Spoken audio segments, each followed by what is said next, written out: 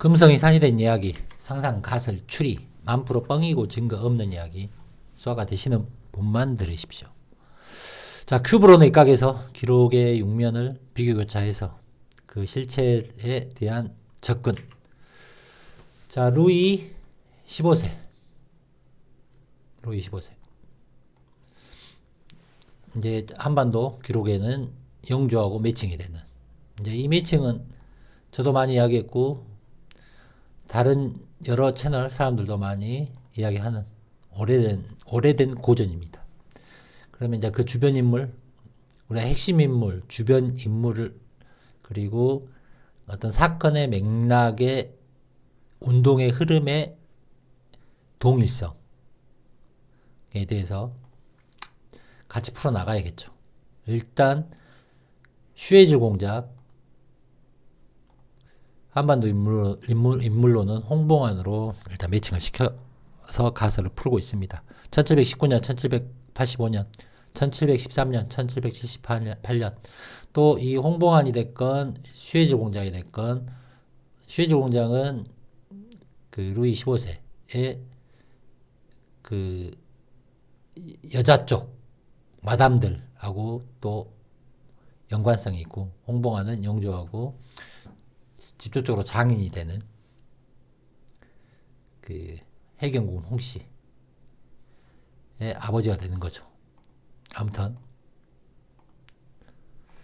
홍봉안도 한 1750년대 이후로 거의 이제 나이가 비슷하니까,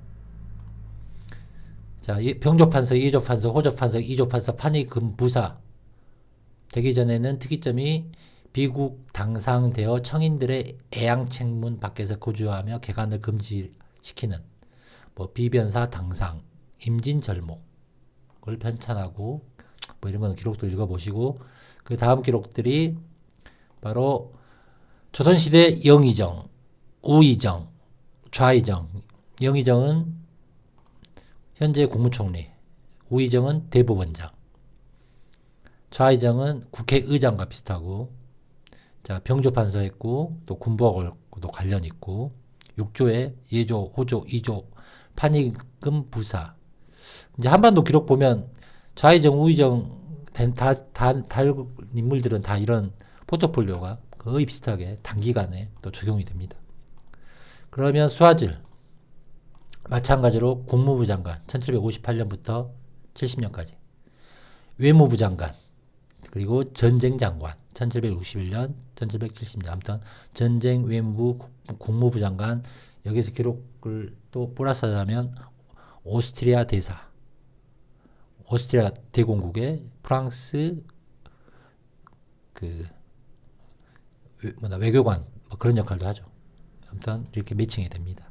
나이, 그리고 즉 권력의 2인자 역할로, 물론 이제 이 홍봉안하고 비슷한 김상로도 있지만 그건 또 다음에 매칭을 시킬 수 있겠죠. 이러한 매칭의 어떤 것들, 금성이 산이된 이야기에서 정조하고 프리드리 대왕하고도 비교를 많이 했지만, 이 프리드리 대왕은 정조하고도 동일점이 나오지만, 또 한반도 인물 중에 구선복이, 무신의 왕 구선복하고도 동일되는, 아무튼 그런 비교차들, 가설들, 우리의 가지들을 이해하시면서 들으시면 여러분 머릿속에 더 큰 감이 잡힙니다. 이 인물의 세세함보다 어떤 거짓으로 내가 머릿속에 입력이 되었는가. 자, 그래서 금성이 산이된 이야기에서 언제나 자주 등장하는 이 정조의 죽음하고 관련 있는 홍봉안, 그리고 그게 이제 이 뒤주에서 죽임을 당하는, 물론 이제 한반도적 기록에서나 몽고의 뒤주 많이 등장하지만, 이 뒤주적 관점은 한반도 세트화된 유교적 관점의 어떤 로컬리즘의 방식이고, 실제 18세기 우리 청나라 시대를 거치면서 맞이하는 이 시대에는 천주교적인 성향이 강하다. 그래서 이제 금성이 사회된 이야기에서 가장 핵심적인 시그니처, 즉 이 비유를 잘 이해를 하셔야 됩니다.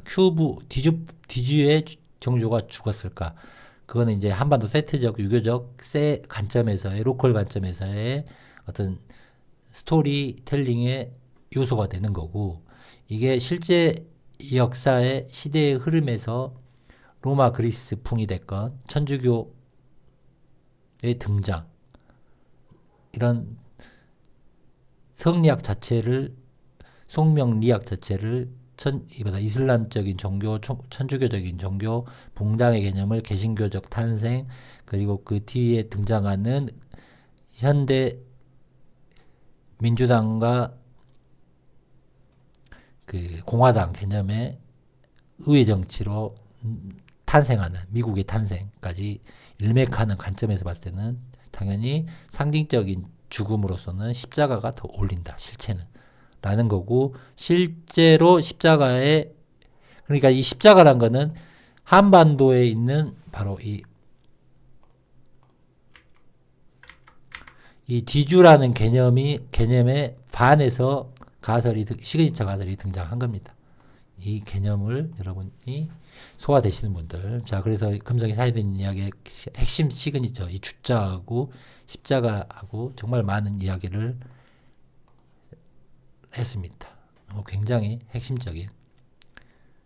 여기 이 삐침이 그 창으로 옆구리에 나는 핏자국. 뭐 그 이야기도 많이 했으니까 찾아보시고. 아무튼 이런 개념이다. 그랬을 때 중요한 거. 우리가 홍봉안 하면,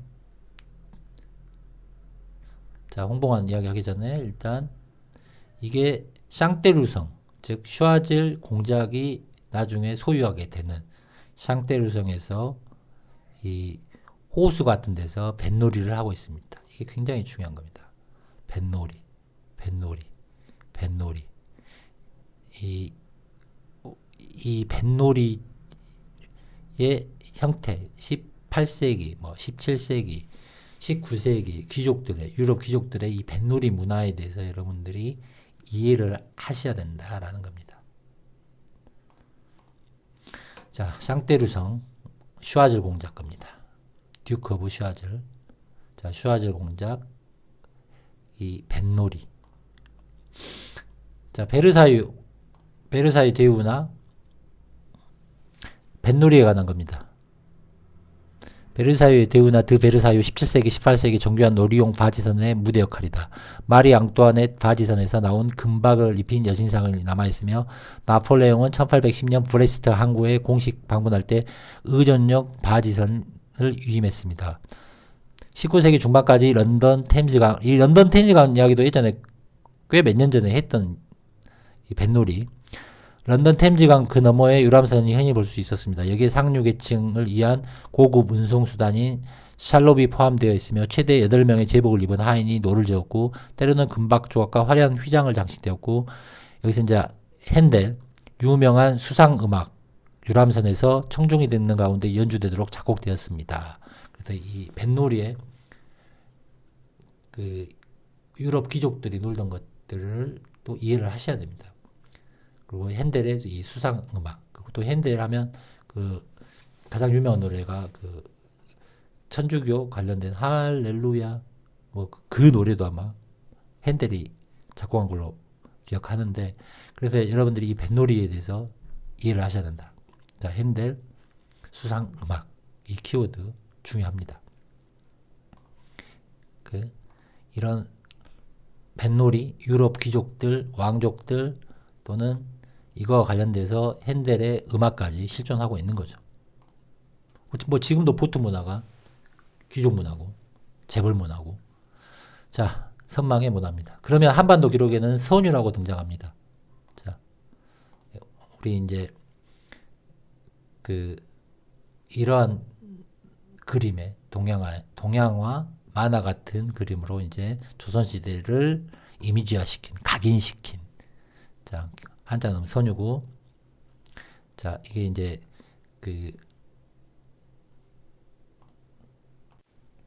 우리 신윤복 형이 그렸다는 그림입니다. 뭐 미인도부터 해서 아무튼 그거에 대한 그림은 제가 따로 가설들 많이 할 거고 앞으로도 많이 할 겁니다. 아무튼 신윤복이 그린 이 뱃놀이 이렇게 홍봉안이가 뱃놀이를 했다고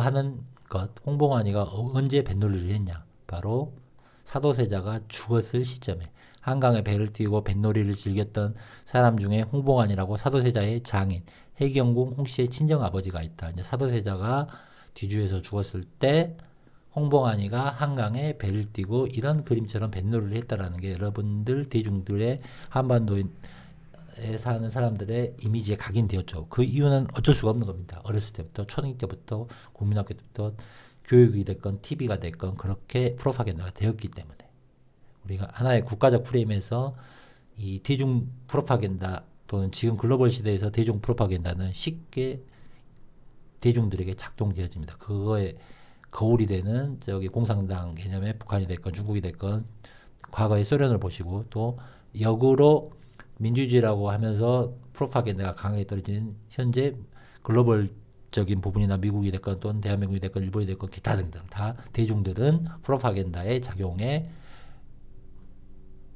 약하다. 자, 그래서 여기서 핵심은 홍봉안이가 사도세자가 죽임을 당한 시점에서 한강에 배 띄우고 놀았다라는 스토리가 등장합니다. 자, 그러면 이거 템즈강 조지 1세 뱃놀이 때 등장했던 사진들, 뱃놀이. 자, 또 이런 양식들 굉장히 중요합니다. 자, 자, 여기 위에 있는 천막들 한반도 그림에서는 다시 뒤로 가겠습니다. 자, 이런 양식으로 표현이 되어 있죠. 자, 이 부분 사각에 이것도 아주 재밌는 포인트인데 자, 이 포인트 자, 아무튼 이렇게 뱃놀이를 했다. 그리고 이 뱃놀이 중에 또 종교적으로 올라가 보면 이 아들의 해의 결혼식 페스타 데 타 센사입니까? 이 아들의 결혼식이 뭐냐면 더 정확하게는 바다의 결혼이고 이탈리아에서 베니스에서 해상 지배권을 상징하는 의식이다. 도제 피에트로 2세 오르셀 올로의 달마티아 정복을 겸영하기 위해서 약 1000년에 시작된 근데 이제 이게 도제가 원정을 떠난 날 승천절을 선택하였다. 자, 승천절. 자, 베니스 항구에서 시작돼서 이 축제가 있습니다. 이제 이런 것들이 이 종교적으로도 배에서 노는 문화가 있다. 과거부터. 자, 여기서 또 중요한 거는 승천절이다. 자, 예수가 승천한 날을 이런 뱃놀이의 축제가 오래전부터 있었다라고 이게 스토리텔링이 되는 겁니다. 이걸 역으로 금성의 사회된 이야기에서 이제 비유하면 사도세자는 장언세자고 하늘에 바친 장자이고 자, 장자가 하고 관련된 또는 이 승천절 종교적 행위 그래서 아무튼 이 사도세자의 죽음은 정말 많은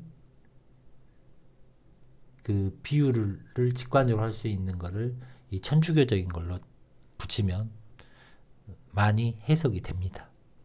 아무튼 그거는 뭐 소화되는 분들은 제가 과거부터 했으니까 소화되시는 거고 안 되시는 분들은 그냥 그런갑다 일단은 그렇게 들으시면 됩니다. 앞으로도 많이 이야기를 할 겁니다. 자, 그래서 이 뱃놀이 관련돼 가지고 금성이 사는 이야기에서 또 꽤 오래전에 했던 가설이 하나 있습니다. 5년 전 가설이죠. 바로 이 오하이오 강에 즉 신시내티 오하이오 강에 있는 신시내티의 에덴파크의 이 부병록 개념 물 위에 떠 있는 이 가설을 했었죠. 이거는 지금 평양의 부병루 정자구 뭐 대동강인데 자 이거의 실체 이 오리지널 모델에서 대동강은 금속이 사진된 이야기에서는 오하이오 리버로 많이 이야기를 했습니다. 그 관점에서 신시내티의 이 에덴파크에 있는 이런 개념이 부병도다, 실제로. 그거 가설은 꽤 오래전에 벌써 5년 전쯤에 이때 이제 주로 이 인왕산과 북한산 이야기하면서 또는 백두산 이야기도 했었고, 이건 미국 서부 이야기도 했었고, 자, 여기 대동강 부병루 오리지널 이 부분. 자, 여기서 이 신시내티 지도, 대동강 지도 이야기하면서 에덴파크 위치,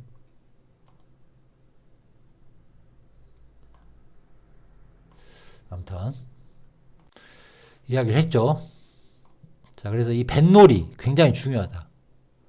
정조가 정약용하고 규장각에서 했던 뱃놀이 또 잠깐 그 가설에 등장했죠.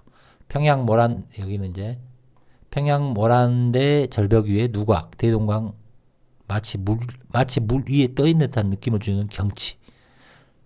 자, 이런 개념의 배가 있으면 이게 부병루다. 자, 현대에 이런 것들이 호텔에 또는 그 관광지에 바다 끼고 풀이 있는 수영장 개념이 있고, 이렇게 배를 띄우는 놀이, 우리가 샹떼루성을 보더라도 샹떼루성의 정원에 물을 가득 넣고 배를 띄우고 놀았던 것들 생각하시면 굉장히 이런 문화들이, 이런 가설도, 그래서 이제 이런 가설들을 했고, 이게 맞고 틀리냐의 문제는 이미 금성의 사이대 이야기는 상상의 가설을 추리고,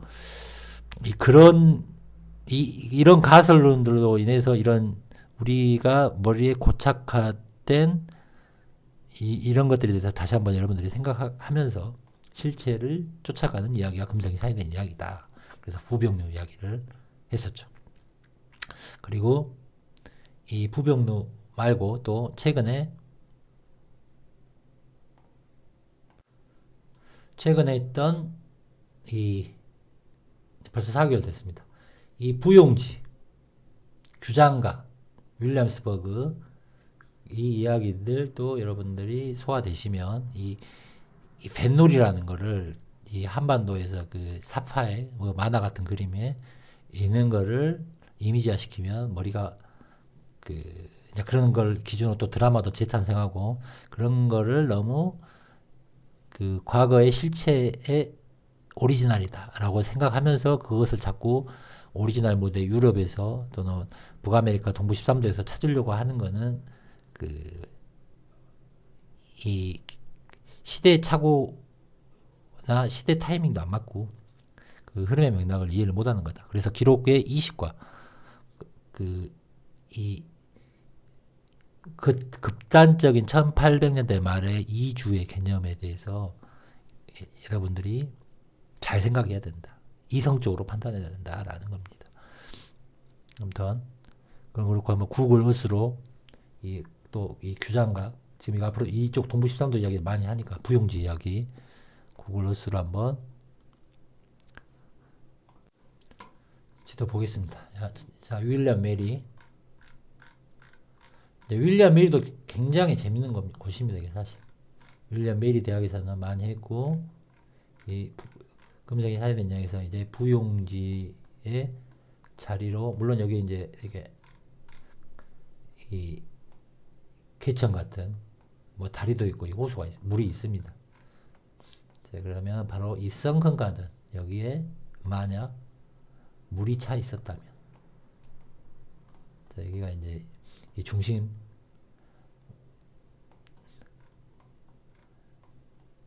워싱턴 홀도 있고, 뭐 이야기 많이 했으니까 제가 오늘 썬큰 가든, 이 썬큰 가든 들어가 보면 굉장히 밑으로 내려온, 자, 가든입니다.